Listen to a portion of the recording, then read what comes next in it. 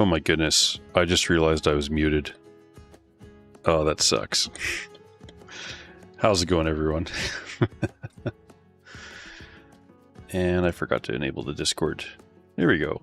Maxtor waiting room. Are you going to use a syringe for this? Yes, I am. I've got the walk and roll. I've got a syringe pre-cut to 6 millimeters. Sorry about having the mic muted there. Welcome everyone to the stream. I guess we're only a couple minutes in. This was Sticky Putty, this HY2610 that we're taking off. I think we'll have time to process the results. Hopefully. After this.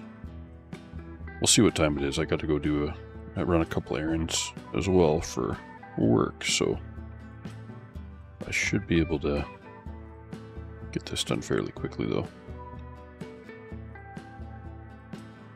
Looks like I'll be going on a job either tomorrow night or Saturday, so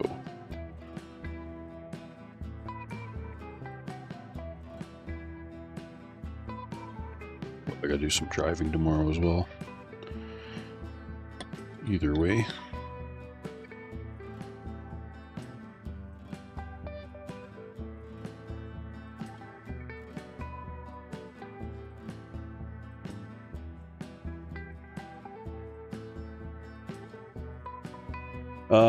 But I'll get back to the chat here and catch up again, which unfortunately I already answered a bunch of the stuff. But Barbadolid, welcome from Germany. We're at 6 in the morning. No, you don't have to wake up at 6 in the morning. So it must be evening. I'm guessing you're, what, 9 hours? Is it like 10 o'clock at night? Thereabouts. Maybe 9 or 10. Just going off the top of my head, I haven't run the math properly. I can't remember how many hours difference it is, but regarding thermal glue and thermal silicone, I mean, putty is silicone based, but I think you probably mean like a curing kind of putty. I've not really used many. The only one that I have used was LTP-15. That actually cures. I'm not impressed with its performance compared to the other putties. But, you know, it depends on what you're cooling too. Is this like a GPU or something? I guess I'd previously brought this into the screen. This is like a thermal tape that's super thin that it's like just double-sided tape, and it conducts heat a little bit, but being so thin, it actually does half decent. We're gonna grab the brush and give this a light spray. We got Thon Tran from Vietnam. Welcome. It's early in the morning for you. 1:42 a.m. And we've got David Mazzoni from Italy. Hello from Canada. Back to Italy. Hope you guys are doing good today. We're just going to give this the old toothbrush treatment. Scrub away all that yucky, sticky thermal putty. This is not what thermal putty should look like, in my opinion. I like the stuff that you can hand roll way better. That's my preferred method. I don't know if I said that before or after the mic got unmuted.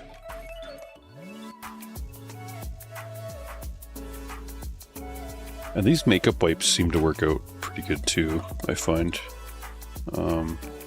They don't apply so much like concentrated force or pressure on what you're cleaning. It's kind of like a softer way of cleaning than Q-tips. Which, if you're cleaning the silicone, like this, the dye, I think I prefer these to Q-tips. If you do use Q-tips, it's fine. Just don't go like pressing really hard. Just do it lightly. You're not You can actually like put little scratches and scuffs in the surface, even with a Q-tip. It just concentrates the force. Maybe it's the paper roll on the inside that was hitting, I don't know. But like I've definitely scratched this silicone just from constant cleaning. And initially I was only using Q-tips. So yeah, just something to keep in mind.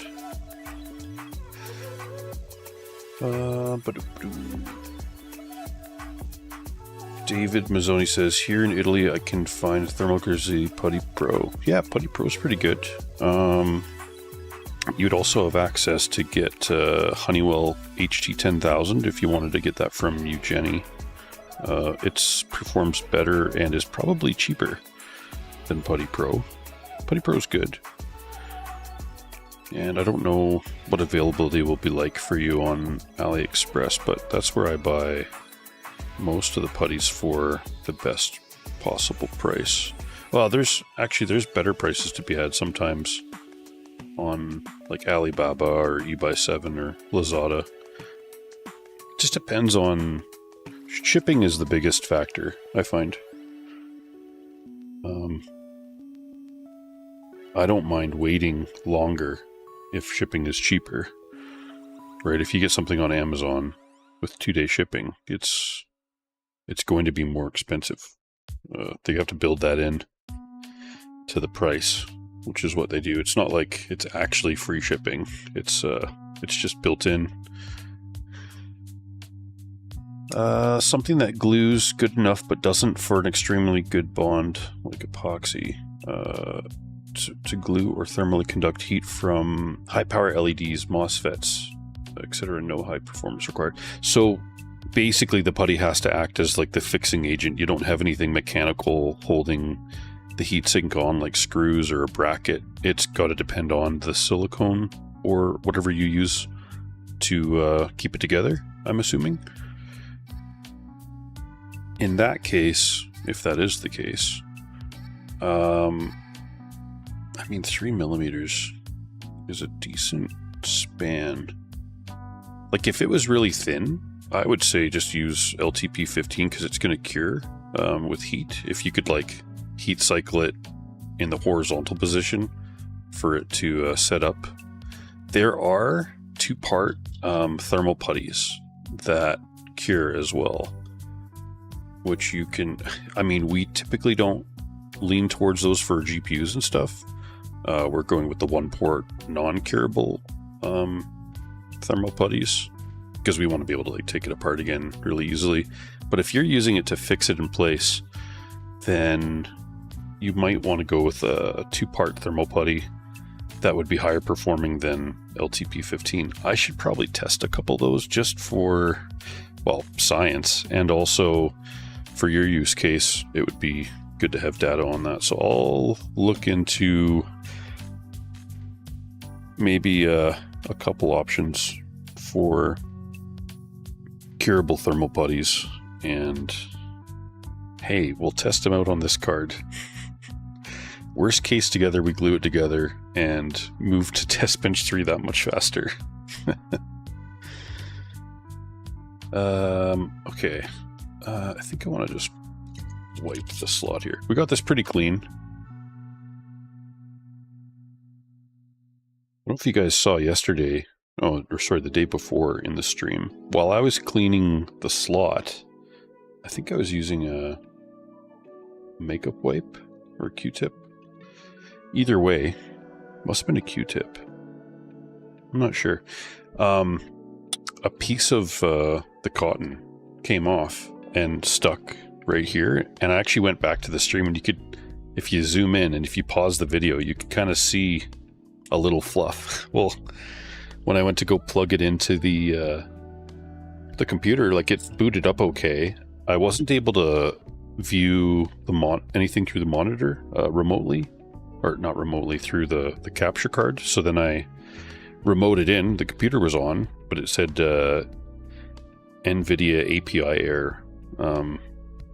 So then I had to take the card out and found the little piece of cotton. Took that off, and it worked perfectly again. So Luckily, no damage. That wouldn't have been any fun. All right, we're gonna put some paste on the core.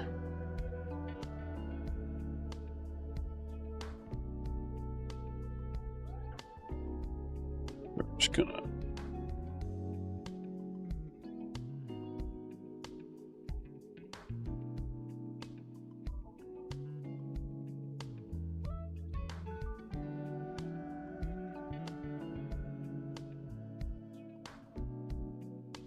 put a little dot in the middle.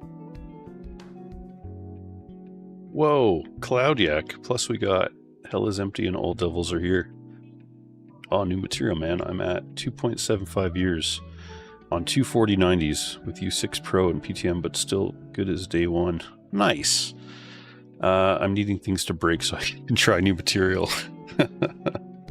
Well, when you eventually need new material, and if you decide to get like Up Siren putties, they've actually changed their name just for the thermal putty to Jarapad. So a lot has happened, but there's a lot more putties coming onto the market too.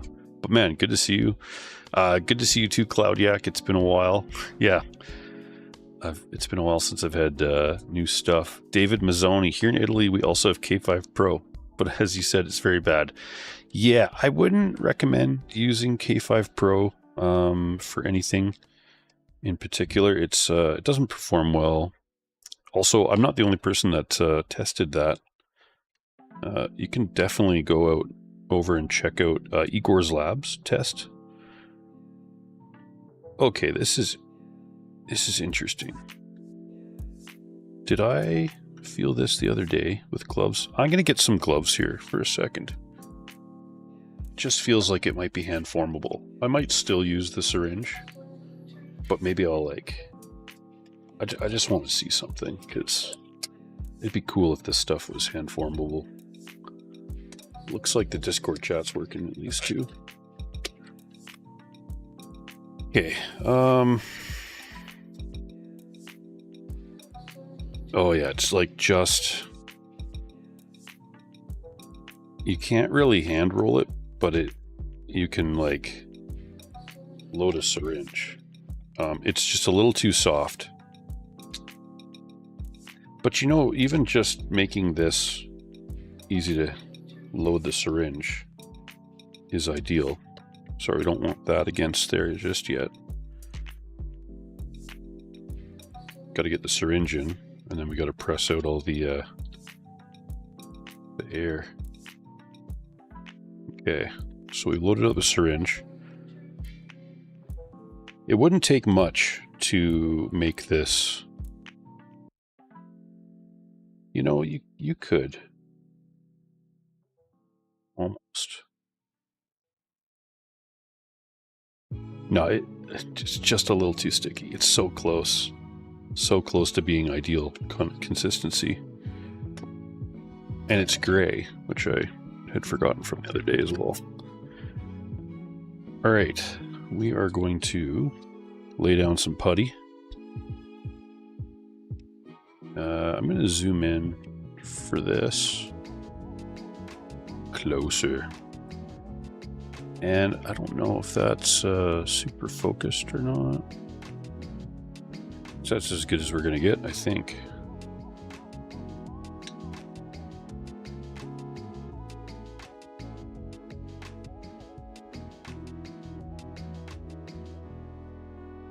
So whenever you see a little air bubble pop like that, you got to stop and wait for the putty to flow again.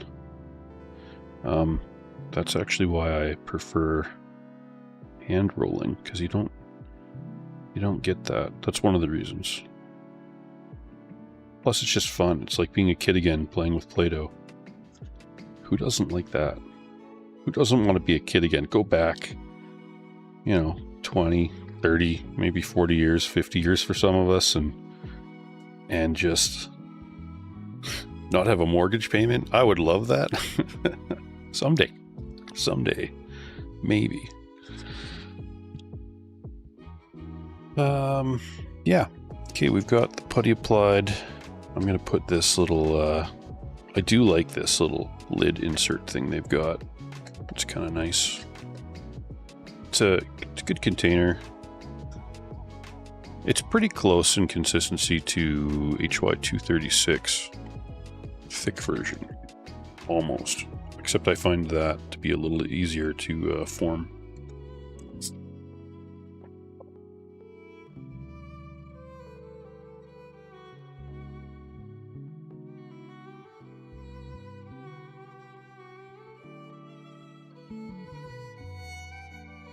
Okay, let's get this spun around.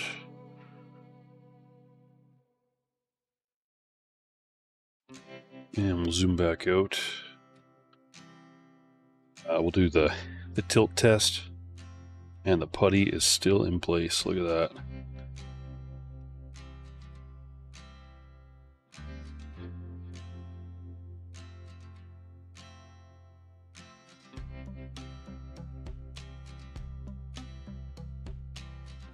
We're definitely going to need Q-tip.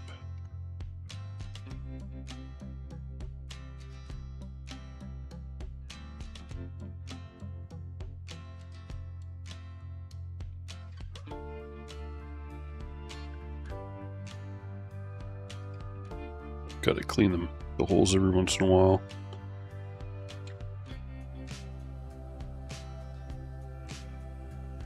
There we go.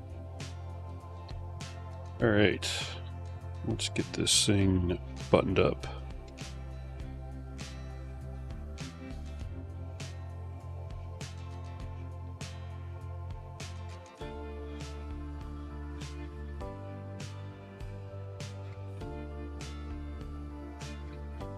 There's something about having a good quality precision driver that makes the job a lot easier. Like this is magnetic, right? So the screws stay in place. And then you can still grab, like this magnet is stronger enough that you can just point at a screw and pick it up individually, flip it around. It just makes it a little bit easier to work on. That being said, this one is kind of expensive, so you know, the iFixits are probably, I think, the best entry level for most folks to buy. Like, unless you want to spend more, you can't really go wrong with the iFixit. If you're running a repair shop, or if you're going to use it all the time, I would consider getting the LTT one instead. Just for the couple little nice to have features. Plus, if you're sitting there bored and can't figure out like a certain fix, you can literally spin this. Oh, sorry. Or you can just keep spinning really fast, like a fidget spinner. So it's kind of fun. We're gonna do the star pattern here with these screws.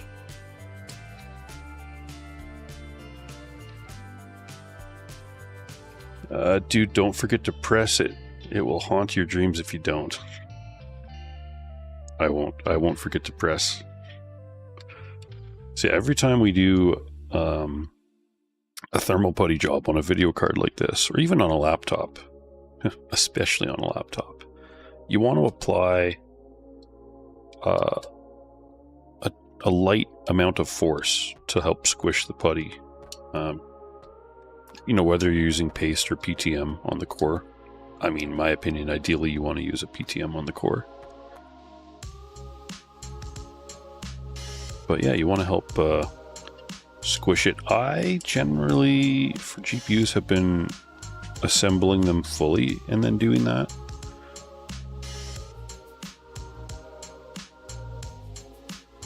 You could get the thread started on all the screws and then try squishing it a little bit. Up to you which order you do it in.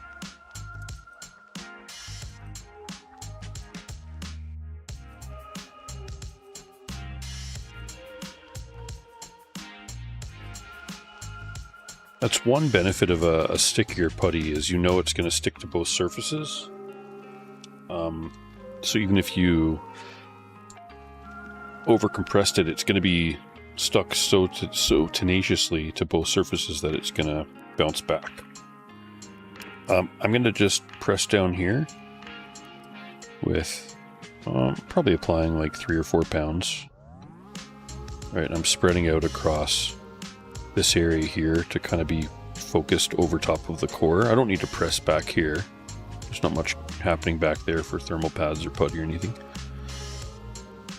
All right, and last but not least, and we're gonna watch carefully here. When you do a putty job or paste or anything, pads even, and you're done, you know, my hand might have touched that. It probably hasn't, but if it did, there could be oils on there, and we don't want those oils to affect the conductivity of electrons. So, right, silicone oil from the putty or paste is an insulator, so is the stuff on our hands a little bit. So just want to wipe the connector and make sure you don't get any fuzz on there, because that's not going to help either. But you know, it looks like we don't have any fuzz, so that's good. Let me just get cleaned up here, and we got 1 o'clock here, so yeah, I've got enough time to do the data on the 2610. I'm just gonna wipe the desk up a little bit.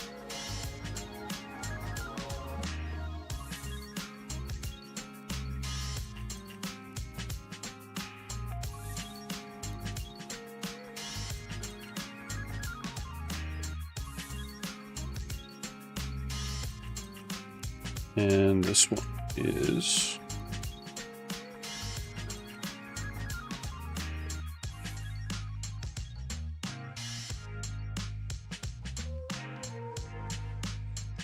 AP-306.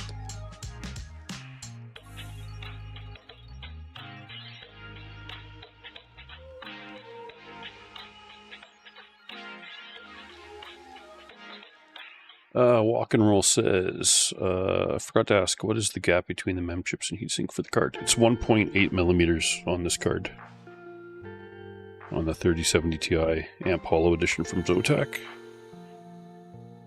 That's a fairly typical approximate gap size for a lot of the 30 series models, even from different vendors. But some did have like oddball gaps, and even more oddball thermal pad sizes every once in a while. Like, I've even seen a card with 2.5 millimeter pads get squished down to right around that 1.75 to 1.8 millimeters. So, okay, let's go over to just open up these tabs. And we're going to go to the second screen here and start looking at, yeah, we're going to create a copy. So now we're going to be processing the data from 2610 Thermal Putty.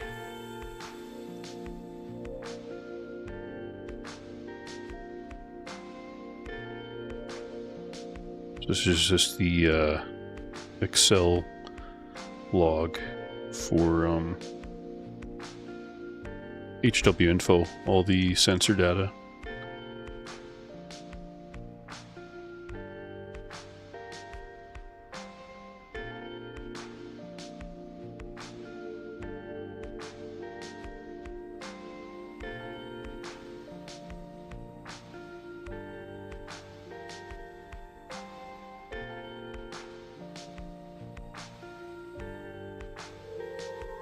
Okay, then we're going to grab the calculator sheet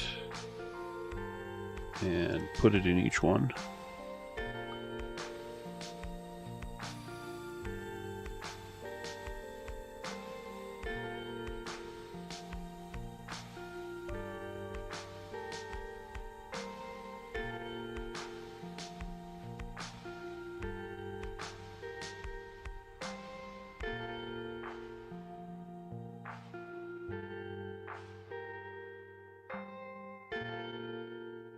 Just got to replace the reference.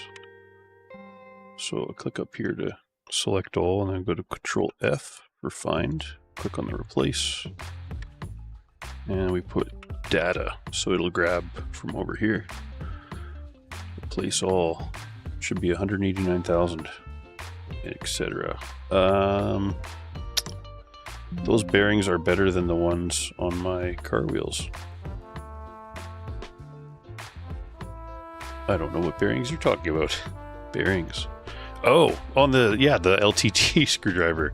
Oh man, it spins like it. I think it is. It's not even a screwdriver. It's an expensive fidget spinner with the added benefit of being able to screw screws. Control F. Place all.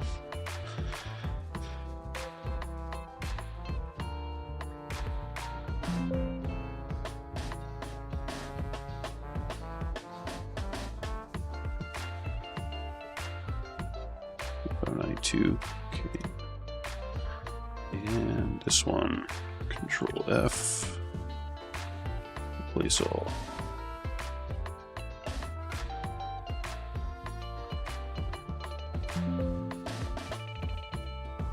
All right. Ooh, so we're not gonna. Okay, see this little dip here, and that little dip there. We're not gonna use hour 2 or 3. For the kapow, we're going to use hour 4, because what that little dip means is right, this is a mining test, well, for thermals. That's how I'm using it. It's not like it actually doesn't make any money or anything. It loses money. It just costs electricity basically. But those little dips mean, you know, it could have lost connection to the server for a moment, or the job could have paused or something. So we're not going to use that data. We'll use hour 4 for the kapow. But let's grab hour number 2 for etc hash. That jaggedness you're seeing is the 2-degree resolution that these cards have. Looks like it was pretty stable anyways between this hour and this chunk of data here, so. All right, hour 2, Control C. Now we're going to put this right here. Actually, let me just do that again. Control C. I'm supposed to be able to paste values.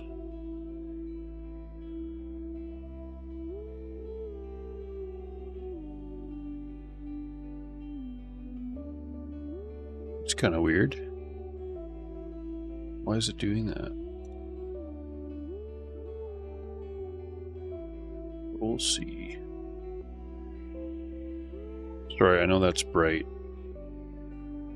Oh, I wanted to go paste values.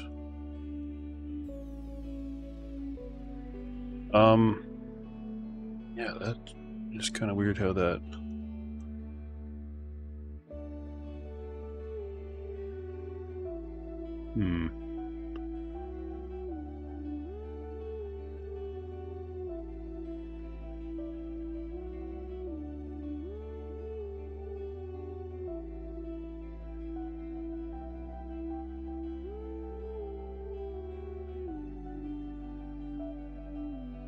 Let's hit save here for a second.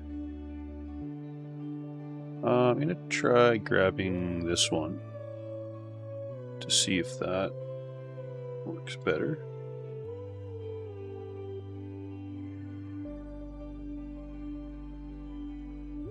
Man, yeah, I don't know why it's doing that.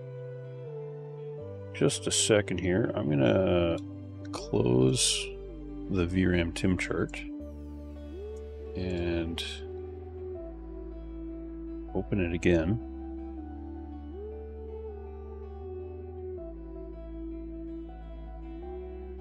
Go back to the second screen. I'm just going to see if I can even copy this for a second and paste. There we go. Okay, I can paste values again. That was weird. I wonder. I don't think I've ever had that happen before. Oh, that's the standard calc sheet. Right, it's going to be over here now. That's the first time I've ever seen the paste options change, so sorry about the confusion there, but that was confusing for me.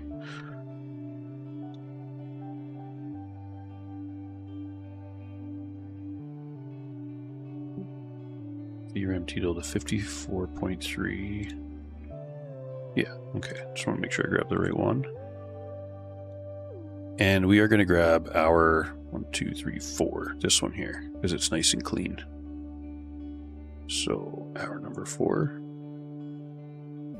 I mean, it wouldn't have changed it much, to be honest, but we're still gonna try and use the most accurate data possible. Alright, this is Putty. This is Hound's Eye. And we're also gonna just 2610. And it is September 18th, 2025. Let's go to the Putty tab. Go. Oh yeah, I guess I could change this and get rid of the word putty here. I'll do that later. I'll update it. And we're gonna grab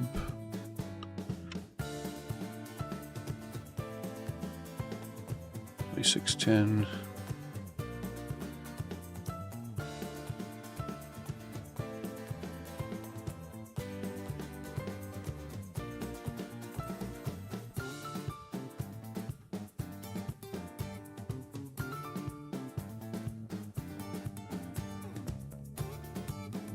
Grab Mark one.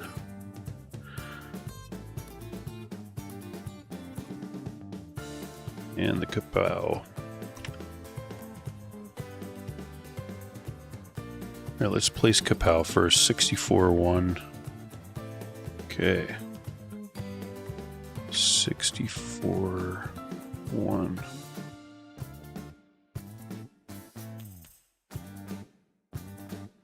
That's interesting, hey? Like here's HY256, PY636. Oh, I guess it's a spread. That makes sense because this chart is probably not. This one's not the most accurate of all the charts I have. 5143 versus 5140. Ooh, pulling ahead. 5143 goes above here.